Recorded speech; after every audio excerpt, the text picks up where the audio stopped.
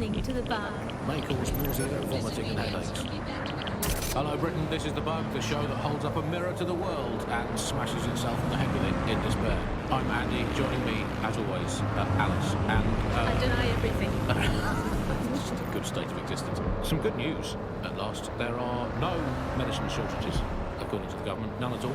There have been various allegations about that. It turns out they are all fake news, trademark. There are none. There are no shortages of medicine. Don't take it from me. I'm not a medical supplier.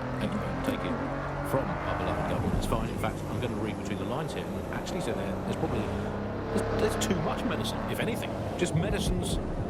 You can't move for medicine. In fact, just this morning, I dumped a bottle of cornflakes into a bowl for breakfast and out tumbled a 12-month course of immunosuppressants, corticosteroids, and anti-retrofrontal neurodilatory estrogen spermatotropic fruit pastilles. The people claiming there are medical shortages are probably high on lots of medicine that they've been... Auto drive now I don't enabled. believe that there are no medical shortages, Andy. Just last week I went in with a broken arm and they suggested it might just be extreme period pain and prescribed me a drink of water and an astrology chart.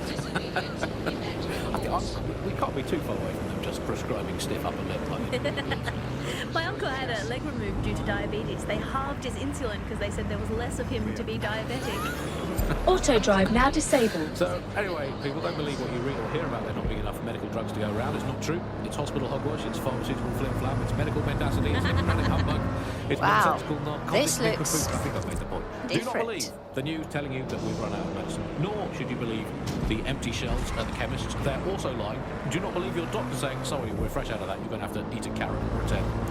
And do not believe your own cobweb-ridden medicine cabinet at home. It might look empty, but it's not, for it contains the only medicine any of us truly need. Stirring music, please, producer Chris. Freedom. The medicine of British freedom, and the analgesic knowledge that however ill you may be, Bloom are keeping an eye on things for I'm investing heavily in the placebo effect right now. You're listening to The Bug. you. Obviously, I don't entirely mean that, because what is the first rule of the third millennium? If someone in power tells you something is fake news, what is it? Correct. A 110% cast iron, tungsten-coated, granite-scented, cosmically immutable, scientifically unarguable fact. But surely, Alice, the more important question for all these medicine freaks whinging about feeling a bit poorly or having a fatal but curable illness and slowly dying unnecessarily is this. Do we actually need, at the nation that we've become, think, hey doc, put your life-saving treatment down, I'm going to take this free one-way bus out of here. Now hold that pillow over my face until the twitching stops. I just don't think we should think of it in such a negative way. Don't think of it as a medicine diet, Andy. Think of it as a series of healthy lifestyle swaps. Swap out anti-inflammatories for antacids. Swap out the iron lung for the aluminium lung. Swap out MRI machines for Mary machine.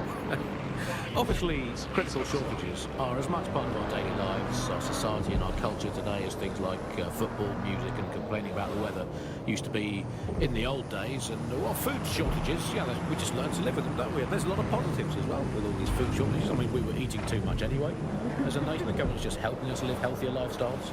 It's so hard to diet on your own, isn't it? You need the support of a friend, or a loved one, or a government, or collapsing social infrastructure. Positive too, meat, very bad for the environment. So we're actually rebuilding the polar ice caps every time we eat a scrap of lettuce. Positive three, the human race had already cooked all the recipes it needed. There's nothing more to be done with food. We've done that, we can tick it off. We've done it.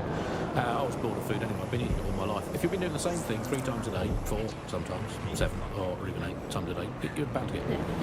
And also, final positive, no more meal times. Frees up all that extra time for appreciating all the selfless hard work that Albion do to keep us all safe. Well, as you say, Andy, people are drawn to novelty, and everyone's had breakfast once. Why you got to keep having it again and again? Boring, repetitive. There's enough about life as it is. You are listening to The Bug. Well, another story that has come to the fore recently is that all European imports have been banned for public health reasons, which is great news. I mean, at least we can get ill eating good, home-produced, locally sourced British